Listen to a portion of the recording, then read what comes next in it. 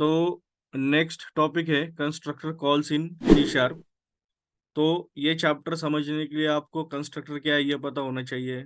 उसके बाद कंस्ट्रक्टर किस तरह से डिफाइन किया जाता है, कंस्ट्रक्टर ओवरलोडिंग क्या होता है, डिफॉल्ट कंस्ट्रक्टर क्या है, पैरामीटराइज कंस्ट्रक्टर क्या है, ये सब चीज़ें आपको ऑलरेडी पता होनी चाहिए। यहाँ पे हम लोग बस ये सीखेंगे कि इनहेरिटेंस में कंस्ट्रक्टर किस तरह से कॉल होता है, इनहेरिटेंस में कंस्ट्रक्टर का बिहेवियर किस तरह से चेंज होता है। तो इतना ही यहाँ पे सीखना है। तो आई एम कंसिडरिंग कि आपको ये सब चीजें, आपको बेसिक सब कुछ पता है। ओके, ठीक है। तो अभी ये प्रैक्टिकली हम लोग देखते हैं कि how it works in the constructor in the inheritance.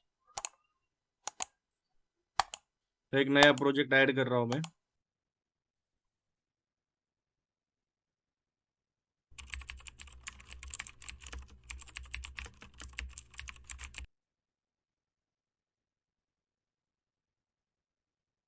Constructor calls in inheritance.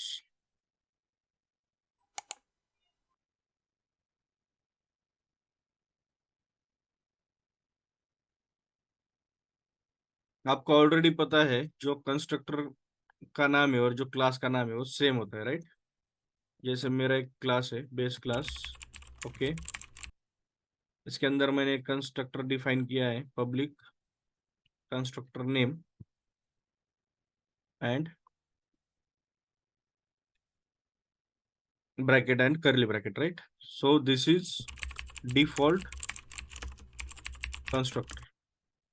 अभी आपको ये पता है कि whenever we create an object of this class, मतलब ये क्लास का जब भी ऑब्जेक्ट क्रिएट करेंगे तो क्या होगा, it will call this constructor. तो एक बार देखते हैं प्रैक्टिकली करके ऐसा होता है क्या। तो ये डिफॉल्ट ऑब्जेक्ट है, राइट, करेक्ट। और एक चीज है, we can define parameterize constructor as well. So this is called parameterized constructor, right. अभी ये कंस्ट्रक्टर अगर मुझे कॉल करना है तो क्या करना होगा, मुझे एक पैरामीटराइज ऑब्जेक्ट क्रिएट करना होगा, राइट।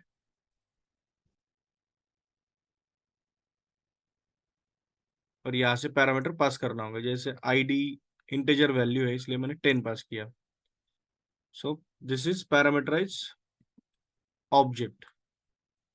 तो ये किस तरह से कॉल होगा एक बार डिबग करके मैं आपको दिखाता हूँ।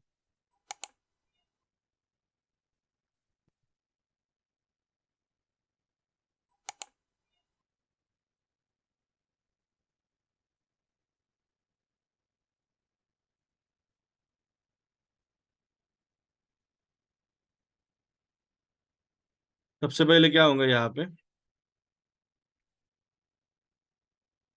इस क्लास का ऑब्जेक्ट क्रिएट होगा, राइट।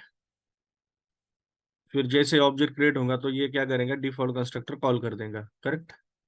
इसके बाद क्या है, पैरामीटराइज है। तो अगर पैरामीटर मैच होते हैं it will find that constructor and it will call that. तो यहाँ पे पैरामीटराइज कंस्ट्रक्टर कॉल हो जाएगा। तो इस तरह से कंस्ट्रक्टर कॉल वर्क करता है, राइट। बट हमें अभी ये देखना है कि अगर इनहेरिटेंस में अगर हम लोग कंस्ट्रक्टर कॉल यूज करते हैं तो वो किस तरह से वर्क होता है। तो अभी और एक क्लास में डिफाइन करता हूँ, let's call it derived class.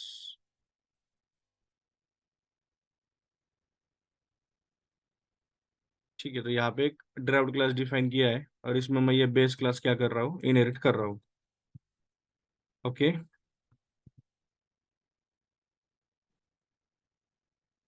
और यहाँ पे भी क्या किया है, एक डिफॉल्ट कंस्ट्रक्टर डिफाइन किया है मैंने। ओके, तो अभी आपको जैसे कि पता है कि we cannot access derived class member using base class object, correct. Because यहाँ पे क्या हुआ है कि ये जो बेस क्लास है वो डिराइव्ड क्लास में इनहेरिट हुआ है, राइट। मतलब ये जो बेस है वो यहाँ पे इनहेरिट हुआ है। तो आप इस ऑब्जेक्ट से इस क्लास के मेंबर एक्सेस नहीं कर सकते, करेक्ट। बट आप ये जो ऑब्जेक्ट है डिराइव्ड ऑब्जेक्ट, इससे क्या कर सकते हो, आप बेस क्लास के मेंबर एक्सेस कर सकते हो।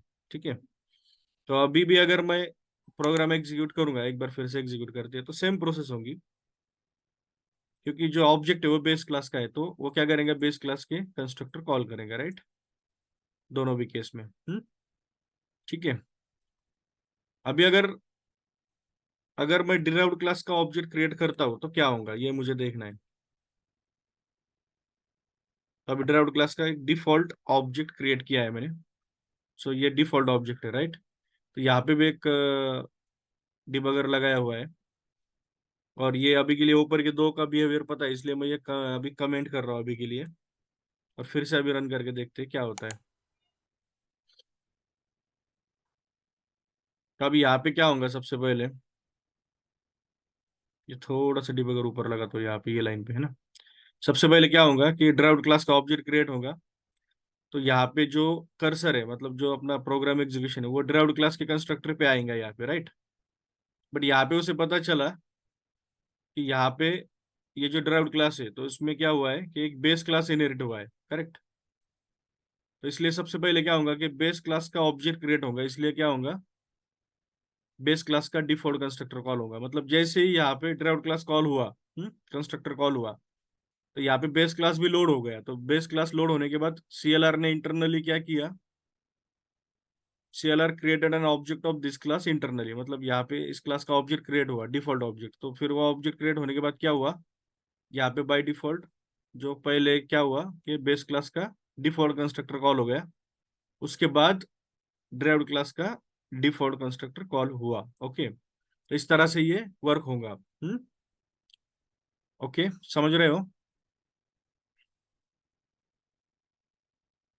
ठीक है, तो इस तरह से जो कंस्ट्रक्टर कॉल बिहेवियर है वो चेंज होता है इनहेरिटेंस में। अभी फॉर एग्जांपल आपके ड्राइव्ड क्लास में भी एक पैरामीटराइज कंस्ट्रक्टर है, इंटीजर आईडी। और आपने क्या किया है कि पैरामीटराइज कंस्ट्रक्टर ही कॉल किया है। जैसे 20। अभी ये मैं कमेंट कर रहा हूँ, डिफॉल्ट कॉल। अब सिर्फ पैरामीटराइज कॉल कर रहा हूँ मैं, राइट। तो यहाँ पे एक डिबगर लगाते हैं ड्राइव्ड क्लास में, और अभी फिर से रन करके देखते हैं कि किस तरह से प्रोग्राम एग्जीक्यूट होगा। ठीक है। अब ये केस में क्या है कि ड्राइव्ड क्लास का पैरामीटराइज ही कॉल कर रहे हैं हम लोग, डिफॉल्ट कर ही नहीं रहे, राइट। तो क्या होगा, सब भले ही आपने ड्राइव्ड क्लास का पैरामीटराइज कॉल किया, still it will go to base class, और वो क्या करेगा, बेस क्लास का पहले डिफॉल्ट कंस्ट्रक्टर कॉल करेगा, और उसके बाद ड्राइव्ड क्लास का पैरामीटराइज कंस्ट्रक्टर कॉल करेगा। तो इसका मतलब क्या है कि अगर आप ड्राइव्ड क्लास का ऑब्जेक्ट क्रिएट करते हो, इधर इट इज डिफॉल्ट और पैरामीटराइज, मतलब वो पैरामीटराइज हो या फिर डिफॉल्ट हो, anyway it will call base class default constructor. Okay, तो इस तरह से बिहेवियर होता है।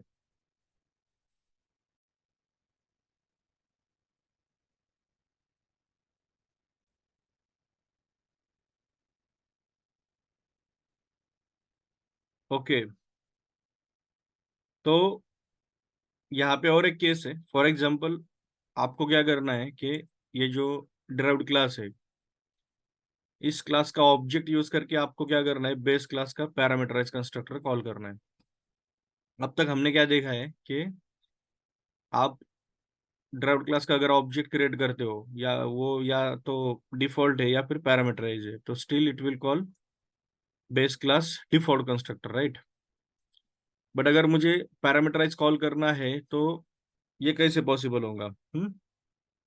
एक ऑप्शन मेरे पास क्या है कि डायरेक्टली बेस क्लास का पैरामीटराइज ऑब्जेक्ट क्रिएट करके आप वो कर सकते हो। बट अगर मुझे एक्सप्लिसिटली ड्राइव्ड क्लास थ्रू अगर कॉल करना है तो वो कैसे होगा, तो ये हम लोग नेक्स्ट सेशन में देखेंगे। ओके, तो अभी इस सेशन में इतना ही था। We will stop for the day.